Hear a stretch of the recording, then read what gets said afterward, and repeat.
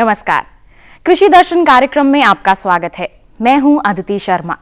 समृद्ध किसान, लाभकारी कृषि, ये है बजट 2016।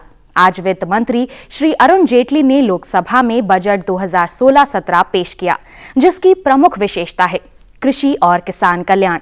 आज का कृषि दर्शन कार्यक्रम केंद्रित है बजट 2016 पर। आइए शुरुआत करते हैं खबरें खेती की से। सब्सिडी वाले उर्वरकों की तय की जाए सीमा। मसाला बोर्ड जल्द ही शुरू करेगा गुजरात में मसाला प्रयोगशाला। सूखे प्याज के निर्यात में बढ़ोतरी और भारत हुआ दुग्ध उत्पादन का बादशाह। नमस्कार, खबरें खेती की में आपका स्वागत है। मैं हूं स्निग्धा रितेश और अब खबरें विस्तार से। वित्त मंत्री श्री अरुण जेटली ने लोकसभा में इस साल का बजट पेश किया, जिसमें किसानों और ग्रामीण क्षेत्रों के विकास के लिए खास प्रावधान है। इसमें केवल किसान कल्याण योजना पर 36,000 करोड़ के खर्च का प्रावधान है। ये बजट किसानों की तरक्की के लिए कुछ खास आयाम लेकर आया है। कृषि और किसान कल्याण के लिए 35,984 करोड़ रुपए का आवंटन। प्रधानमंत्री कृषि सिंचाई योजना को मिशन मोड में लागू किया जाना है। सिंचाई के अधीन 28.5 लाख हेक्टेयर क्षेत्र लाया जाएगा। AIBP के तहत 79 सिंचाई परियोजनाओं जो काफी समय से अपूर्ण रही हैं का त्वरित कार्यान्वयन। नाबार्ड में लगभग 20,000 करोड़ रुपए के प्रारंभिक निधि से एक समर्पित दीर्घावधिक सिंचाई निधि सृजित की जाएगी। बहुपक्षीय निधियन के माध्यम से 60,000 करोड़ रुपए की अनुमानित लागत से भूजल संसाधनों के सतत प्रबंधन के लिए कार्यक्रम कार्यान्वित किया जाएगा। मनरेगा के तहत वर्षा पोषित क्षेत्रों में 5 लाख फार्म तालाबों और कुओं तथा जैविक खाद के उत्पादन के लिए 10 लाख कंपोस्ट गड्ढों का निर्माण कार्य प्रारंभ किया जाएगा। किसानों पर ऋण अदायगी के बोझ को कम करने के लिए ब्याज सहायता हेतु बजट अनुमान 2016-17 में 15,000 करोड़ रुपए का प्रावधान किया गया है, जो कि 2015-16 में 13,000 करोड़ रुपए था। संसद में पेश की गई 2016-17 की आर्थिक समीक्षा में ये सुझाव दिया गया कि ग्रामीण भारत में निचले स्तर पर वित्तीय समावेशन कमजोर है। इसलिए उर्वरक सब्सिडी की जगह ये किया जाए कि एक परिवार द्वारा खरीदे गए उर्वरक कट्टों की संख्या तय कर दी जाए और बिक्री केंद्रों पर बायोमेट्रिक पहचान प्रमाणन अनिवार्य हो। संसद में यह सुझाव दिया गया कि उर्वरक सब्सिडी की जगह नकदी हस्तांतरण एक कठिन विकल्प है। इसके स्थान पर यह हो सकता है कि एक परिवार द्वारा खरीदे जा सकने वाले उर्वरक कट्टों की संख्या तय कर दी जाए और बिक्री केंद्रों पर बायोमेट्रिक पहचान प्रमाणन अनिवार्य कर दिया जाए। इस तरीके से छोटे किसान सब्सिडी युक्त दरों पर यूरिया प्राप्त कर सकेंगे, लेकिन बड़े किसानों को कुछ यूरिया खरीदने के लिए बाजार कीमत चुकानी पड़ सकती है। समीक्षा में कहा गया कि उर्वरक सब्सिडी की लागत बहुत अधिक है, जो सकल घरेलू उत्पाद की करीब 0.8% है। कुल यूरिया सब्सिडी 50,300 करोड़ रुपए में से 35% योग्य लाभार्थियों यानी छोटे एवं सीमांत किसानों तक पहुंच रही है। इसमें सुधार किया जा रहा है, जिससे उर्वरक क्षेत्रों में न केवल किसानों को लाभ होगा, बल्कि क्षेत्र में दक्षता भी बढ़ेगी और बायोमेट्रिक पहचान प्रमाणन से कालाबाजारी पर अंकुश लगेगा। मसाला बोर्ड गुजरात की पहली गुणवत्ता मूल्यांकन करने वाली प्रयोगशाला कांडला में स्थापित करने जा रहा है। प्रयोगशाला इस साल मार्च के आखिर तक काम करना शुरू कर देगी। मसालों की शुद्धता की कसौटी को परखने के लिए अब मसाला बोर्ड जल्द ही गुजरात में प्रयोगशाला स्थापित करने जा रहा है। यह भारतीय मसाला उद्योग को देश में ही विश्लेषण करने और उत्पादित व संसाधित मसालों की जांच की सेवा सुविधाएं मुहैया कराएगी। साथ ही बोर्ड द्वारा एकत्रित किए गए नमूनों का भी विश्लेषण करेगी। औद्योगिक सूत्रों के अनुसार गुजरात जीरा, धनिया और सौंफ का महत्वपूर्ण उत्पादक व निर्यात केंद्र है। यह प्रयोगशाला राज्य में गुणवत्तापूर्ण उत्पादों के विकास में मदद करेगी। भारतीय मसाला बोर्ड के अनुसार कांडला में गुणवत्तापूर्ण मूल्यांकन के लिए मसाला बोर्ड यह प्रयोगशाला स्थापित करेंगे। यह मसाला बोर्ड की 6ठी और गुजरात की पहली प्रयोगशाला है। घरेलू बाजार में प्याज की कीमतों की गिरावट का असर सूखे प्याज के निर्यात पर पड़ा है। उत्पादन में नए सीजन की शुरुआत में सूखे प्याज के निर्यात में 30% तक का इजाफा हुआ है। प्याज उत्पादन के नए सीजन की शुरुआत के साथ ही सूखे प्याज के निर्यात में बढ़ोतरी दर्ज की गई है, जो कि लगभग 30% अंक तक आंकी गई है। सूखा प्याज उद्योग में हर साल नई उपज के साथ निर्यात जनवरी से शुरू किया जाता है, जो तकरीबन जुलाई तक चलता है। फिलहाल भारत हर रोज तकरीबन 300 टन सूखे प्याज का निर्यात करता है, जबकि पिछले सीजन में यह 225 से 230 टन था। प्याज के दामों में आई गिरावट से सूखे प्याज के भारतीय निर्यातक अंतर्राष्ट्रीय बाजार में उत्पादन के लिए 1700 से 1800 डॉलर प्रति टन की पेशकश देने लगे हैं, जबकि मिस्र, चीन और अमेरिका जैसे प्रतिस्पर्धी देशों द्वारा यह पेशकश 2000 से 2300 डॉलर प्रति टन की है।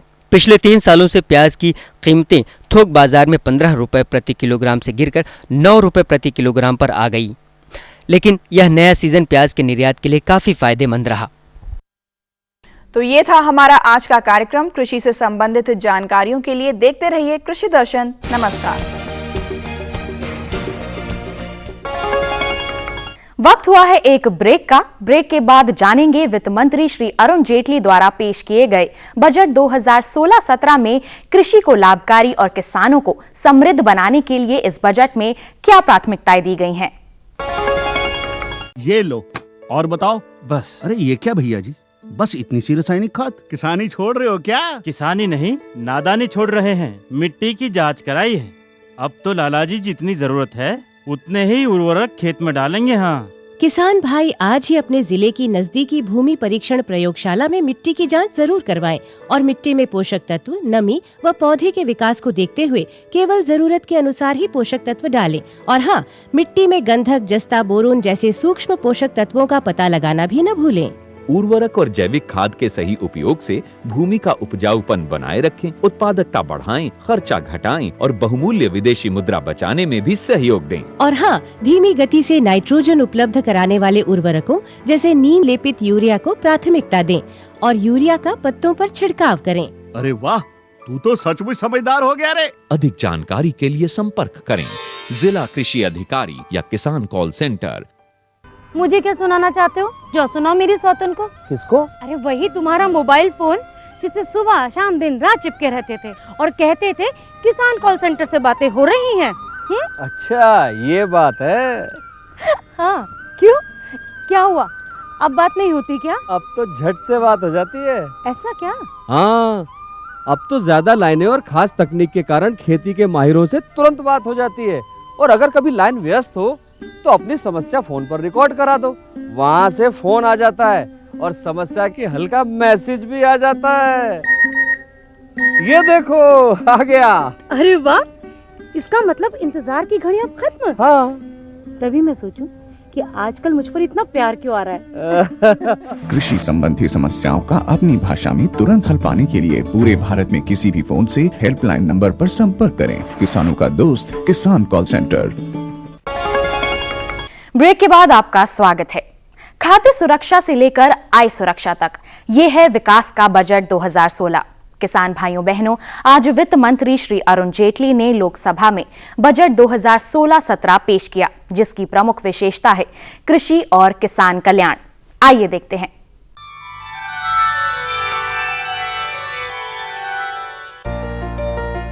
फसलें उगती फसलें कटती लेकिन धरती चिर उर्वर है। 100 बार बने 100 बार मिटे लेकिन धरती अविनश्वर है। अच्छी व भरपूर फसल भूमि की उर्वरा शक्ति पर निर्भर करती है। खेतों में रासायनिक खादों के अंधाधुंध प्रयोग से भूमि की उर्वरा शक्ति में कमी आ रही है। लगातार फसल लेने से जमीन में उपलब्ध मुख्य व सूक्ष्म पोषक तत्वों की कमी होने लगी है। पृथ्वी की ऊपरी सतह पर मोटे, मध्यम और बारीक कार्बनिक तथा अकार्बनिक मिश्रित कणों को मृदा यानी मिट्टी कहते हैं। लीबिग ने 1840 में पहल ये सिद्धांत स्थापित किया कि मिट्टी में पौधों को उपजाने के लिए अकार्बनिक पदार्थों की आवश्यकता होती है।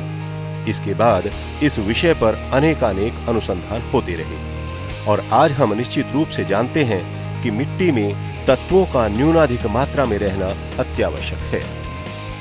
जान है तो जहान है। जिस तरह अगर शरीर स्वस्थ है तो शरीर सुरक्षित है, उसी तरह अगर मिट्टी की उर्वरा शक्ति बची रहेगी तो पैदावार बेहतर होगी। जैसे शरीर की जांच जरूरी है, उसी तरह मिट्टी की जांच परख भी जरूरी है।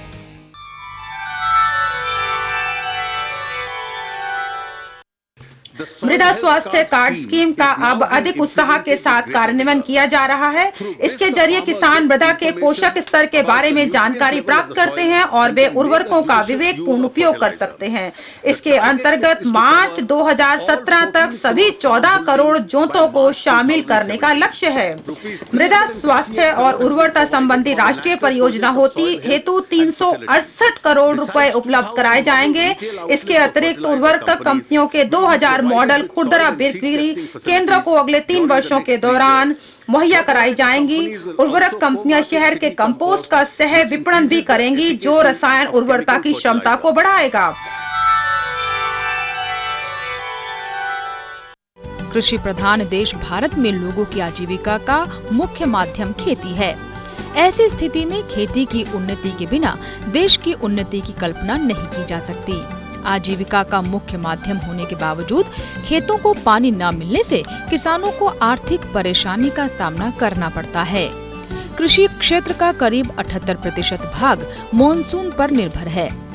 यदि मॉनसून साथ न दे तो फसलों को बचा पाना मुश्किल होता है। किसानों के सामने गंभीर संकट खड़ा हो जाता है। ऐसे में पानी का भरपूर उपयोग होना सुनिश्चित करने के लिए केंद्र सरकार ने प्रधानमंत्री कृषि सिंचाई योजना को अमल में लाकर पैदावार बढ़ाने का लक्ष्य तय किया है।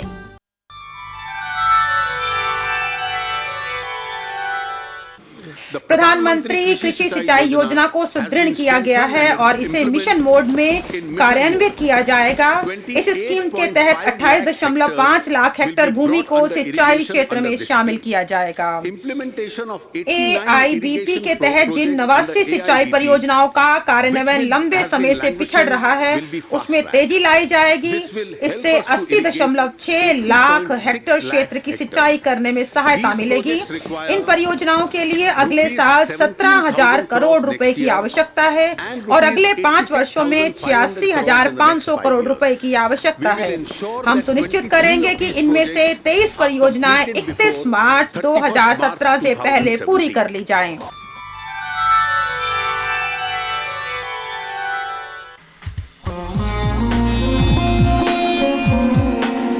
स्वस्थ धरा खेत हरा।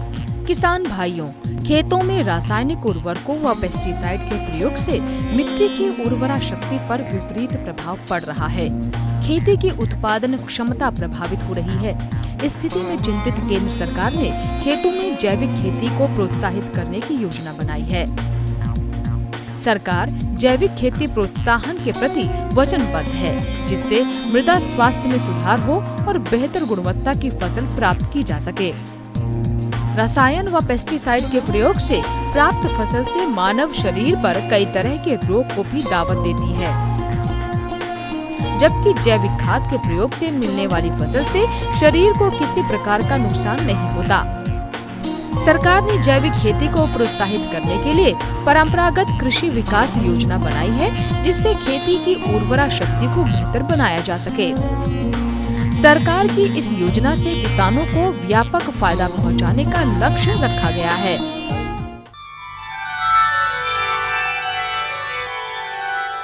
इसके अतिरिक्त सरकार ने 2 महत्वपूर्ण स्कीमें शुरू की हैं। पहली परंपरागत कृषि विकास योजना, जिसके अंतर्गत 3 वर्ष की अवधि में 5 लाख एकड़ क्षेत्र में जैविक खेती की जाएगी। दूसरी, सरकार ने मूल्य श्रृंखला आधारित जैविक खेती स्कीम शुरू की है, जो पूर्वोत्तर क्षेत्र में जैविक मूल्य श्रृंखला विकास कहलाती है। मूल्य वर्धन पर जोर दिया जा रहा है ताकि इन भागों में उगाई जाने वाली जैविक उपज को घरेलू और निर्यात बाजार मिल सके। इन स्कीमों हेतु 412 करोड़ रुपए का प्रावधान किया गया है। देश हर साल बड़ी मात्रा में दालों का आयात करता है। ये लगभग 3 से 4 मिलियन टन है। दरअसल देश की अधिकतर जनसंख्या प्रोटीन के लिए दालों पर निर्भर रहते हैं। दालों में चावल की तुलना में 3 गुना एवं गेहूं की तुलना में 2 गुना ज्यादा प्रोटीन पाई जाती है। दालों में प्रोटीन की मात्रा 20 से 24% के आसपास होती है। इनके अलावा इनमें खनिज लवण, विटामिन सी भी होते हैं।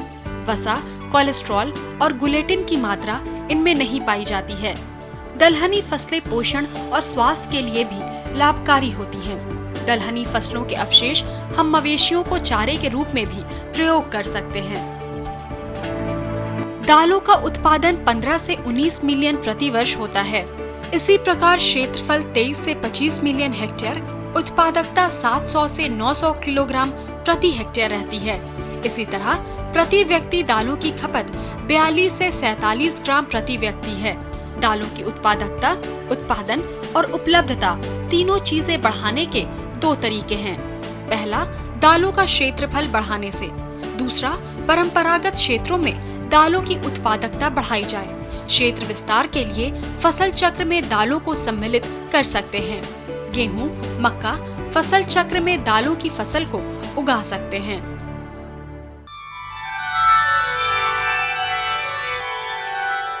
दालों का उत्पादन बढ़ाने के लिए प्रोत्साहन दिए जा रहे हैं। राष्ट्रीय खाद्य सुरक्षा मिशन के तहत दालों के लिए 500 करोड़ रुपए का आवंटन निर्धारित किया गया है। इसमें शामिल किए जिलों की संख्या बढ़ाकर 622 की गई है। हर कदम हर डगर किसानों का हमसफर। ये प्रेरित पंक्तियां हैं भारतीय कृषि अनुसंधान परिषद की, जिसकी सार्थक करा रही है देश के ये कृषि विज्ञान केंद्र, जिसका देश में कृषि उत्पादन बढ़ाने में विशेष योगदान रहा है। इस ओर आगे बढ़ते हुए सरकार ने खेती और किसानों से जुड़ी चुनौतियों को हल करने की दिशा में प्रयासरत है, ताकि कृषि उत्पादकता में वृद्धि हो, कृषि लाभकारी बने और सतत उत्पादन सुनिश्चित किया जा सके। ये चुनौती तब और भी गंभीर हो जाती है, खासकर ऐसे समय में जब खेतों की जुताई कम होती जा रही हो और मिट्टी की उत्पादकता में भी कमी आ रही हो। छोटे किसान, सीमांत किसान या बड़े किसान, सभी को उत्पादकता बढ़ाने के लिए जहां एक और उत्तम बीज, कुशल सिंचाई प्रबंध आदि की आवश्यकता होती है, वहीं दूसरी ओर वैज्ञानिक विधि के साथ उन्नत कृषि यंत्रों का प्रयोग भी महत्वपूर्ण होता है। ग्रामीण क्षेत्रों में कृषि विज्ञान केंद्र महत्वपूर्ण भूमिका निभा रहे हैं।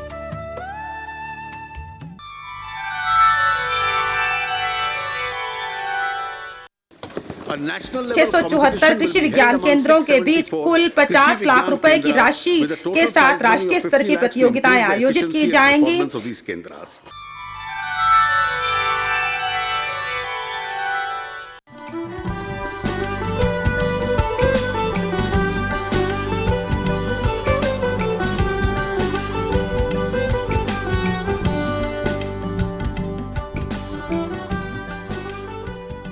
भारत में किसानों की अथक मेहनत से उत्पादन में अभूतपूर्व बढ़ोतरी हुई है, लेकिन छोटे व लघु किसानों को उनके उत्पादन का सही दाम नहीं मिल पाता है। छोटे व लघु किसान अपने उत्पाद को सही दाम पर बाजार में नहीं बेच पाते हैं, जिससे उन्हें अक्सर नुकसान उठाना पड़ता है। छोटे व लघु किसानों की इसी चिंता को दूर करने के लिए भारत सरकार ऐसे छोटे छोटे किसानों के लिए राष्ट्रीय कृषि बाजार विकसित करने का प्रयास कर रही है।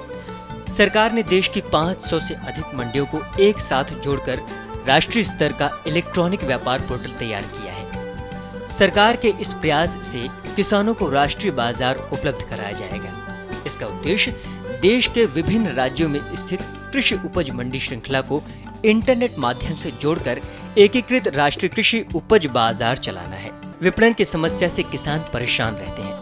राष्ट्रीय कृषि बाजार से किसानों के पास एक अच्छा विकल्प मिलेगा और देश के किसी भी मंडी में अपना सामान बेच सकती है। इसका सीधा फायदा किसानों को मिलेगा।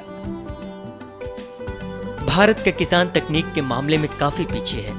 उत्पाद में अव्वल रहने वाला किसान बाजार में मार खाता है।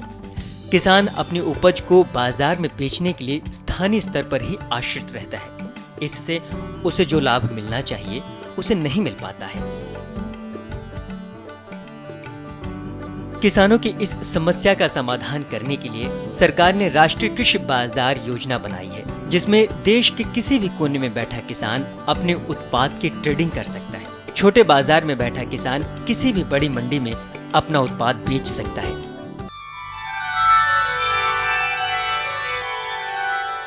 राज्यों के एपीएमसी अधिनियमों में संशोधन करना ही मंच में शामिल करने की अपेक्षा है। मुझे यह बताते हुए खुशी हो रही है कि पहले ही 12 राज्यों ने अपने एपीएमसी अधिनियमों में संशोधन कर दिया गया है और इसमें शामिल करने के लिए तैयार है। एकीकृत कृषि विपणन ई मंच इस वर्ष 14 अप्रैल को डॉक्टर बाबा साहब अम्बेडकर के जन्म दिवस पर राष्ट्र को समर्पित किया जाएगा।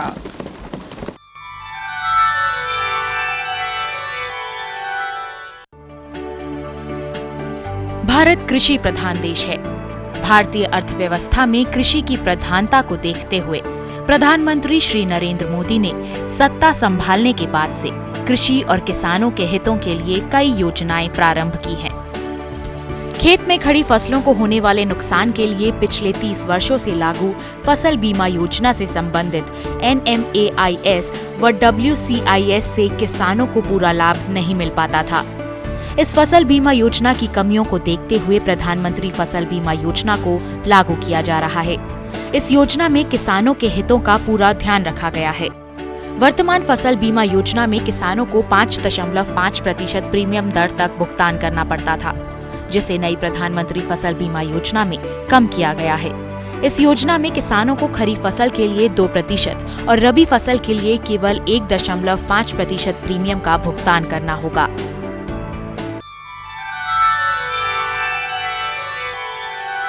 सरकार ने अति महती और अग्रणी स्कीम अर्थात प्रधानमंत्री फसल बीमा योजना का अनुमोदन किया है।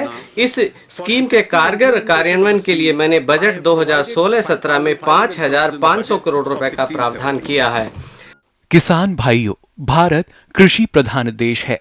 यहाँ पर ग्रामीण महिलाओं और युवाओं के लिए पशुपालन रोजगार का एक सशक्त माध्यम है। जीविका के लिए पशुपालन एक बेहतर विकल्प है। गांव में गाय, भैंस, सुअर, भेड़, ऊंट, बकरी और मुर्गी पालन से अच्छी आमदनी प्राप्त की जा सकती है। पशुपालन बेहतर हो और उनसे अच्छी आमदनी मिल सके, इसके लिए जरूरी है कि पशु अच्छी नस्ल के हों, स्वस्थ हों और उनसे उत्पादन बेहतर मिल सके। बेहतर पशु होने से उत्पादन बेहतर होगा और किसान व पशुपालक समृद्ध होंगे।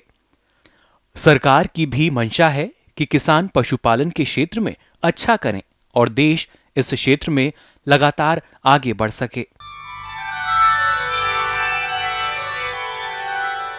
किसानों के लिए डेयरी उद्योग को अधिक लाभदायक बनाने के लिए 4 नई परियोजनाएं प्रारंभ की जाएंगी। पहला पशुधन संजीवनी, जो पशु स्वास्थ्य कार्यक्रम है, जिसमें पशु स्वास्थ्य कार्ड का प्रावधान है, जिसको नकुल स्वास्थ्य पत्र कहा जाएगा। दूसरा, एक उन्नत ब्रीडिंग प्रौद्योगिकी। तीसरा, ई पशुधन हॉट का सृजन, जो ब्रीडर और किसानों को परस्पर जोड़ने के लिए एक ई मार्केटिंग पोर्टल है। और चौथा, देसी प्रजनन के लिए एक राष्ट्रीय जेनोमिक केंद्र। इन परियोजनाओं का कार्यान्वयन आने वाले कुछ वर्षों में 8,050 करोड़ की लागत से किया जाएगा। मधुमक्खी या मौन सामान्यतः शहद उत्पादन के लिए जानी जाती है, परंतु उसका सही आर्थिक मूल्य फसलों के पर परागण से है। ये कृषि एवं फल उत्पादन वृद्धि में अपना भरपूर योगदान देती है। मौन परागकण और मकरंद एकत्रित करते हुए फूलों का परागण करती है। इस क्रिया में फूलों में नर भाग या पुंकेसर को मादा तक मौनों द्वारा पहुंचाया जाता है। इस परागण क्रिया से मादा फूलों में प्रजनन या प्रवर्धन होता है तथा फल और बीज बनते हैं। शहद स्वास्थ्य के लिए एक महत्वपूर्ण भोजन है, जो विटामिन, एंजाइम्स और शर्करा से भरपूर है। दवाइयाँ, मिष्ठान व प्रसाधन उद्योग में शहद की काफी खपत है और इससे किसानों को निश्चित अतिरिक्त आय मिलती है। मौन पालन अन्य उद्योगों को भी बढ़ावा देता है। मोम का उपयोग मोमबत्तियां, पेंट, प्रसाधन सामग्री तथा मौन उद्योग में होता है। छत्तों के अन्य उत्पादन जैसे प्रोपोलिस, मौनविश और रॉयल जेली दवाइयां और प्रसाधन उद्योग में इस्तेमाल होते हैं। कृषि फसलों की उत्पादकता बढ़ाने में मौन की अहम भूमिका के कारण केंद्रीय कृषि मंत्रालय ने मौन पालन को बढ़ावा देने के लिए कई कदम उठाए हैं। शहद के उत्पादन में महत्तर वृद्धि हो रही है, जो वर्ष 2013-14 के 18 से 20 किलोग्राम प्रति बॉक्स प्रति वर्ष के औसत से बढ़कर वर्ष 2015-16 तक 25 किलोग्राम प्रति वर्ष प्रति बॉक्स हो गई है। देश में शहद का कुल उत्पादन 14-15 के 76,150 मीट्रिक टन से बढ़कर 86,500 मीट्रिक टन हो गया है। अब 90% घरेलू शहद का निर्यात किया जा रहा है।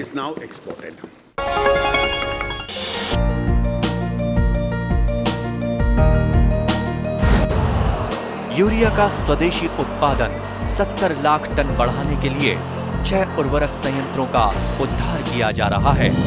FCIL के गोरखपुर, सिंदरी, तलचर और रामागुंडम संयंत्र, HFCL की बरौनी इकाई और BVFCL की नामरू फोर्थ। सोने पर सुहागा ये है कि देश में अब बनेगा सिर्फ नीम लेपित यूरिया, क्योंकि इससे होगा किसानों का फायदा ही फायदा। अनाज का उत्पादन 10% तक बढ़ेगा।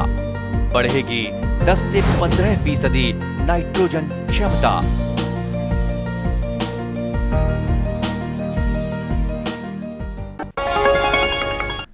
हर कदम हर डगर किसानों का हमसफर।